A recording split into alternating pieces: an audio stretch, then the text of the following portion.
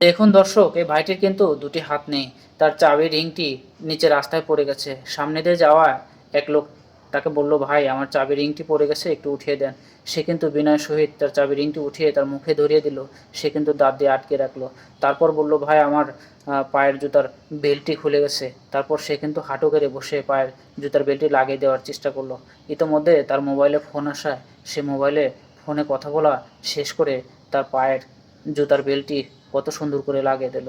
দেখুন কত সুন্দর একটি কাজ মানবতার নজির স্থাপন করলেন এ ভাইটি। জুতার বেল্টটি লাগিয়ে দেওয়া শেষে সে কিন্তু উঠে দাঁড়ালেন। ভাইটি কিন্তু তাকে সম্মান জানালেন, ভাই আপনাকে ধন্যবাদ। তারপর দেখলো আসলেই তার দুটি হাত নেই। তারপর সে কী করলো, তার ব্যাগ থেকে কিছু টাকা বের করলো। টাকাগুলো সুন্দর করে তাকে বললো যে, ভাই এই টাকাগুলো নেন। তাকে সে কিন্তু ইশারা দিয়ে বললো যে, ভাই আমার তো হাত নেই, কেমনে ধরবো। পরে তার পকেটে কিন্তু টাকাগুলো ধরিয়ে দিল। তারপর বলল, ভাই ঠিক আছে, আপনার জন্য শুভকামনা রইল।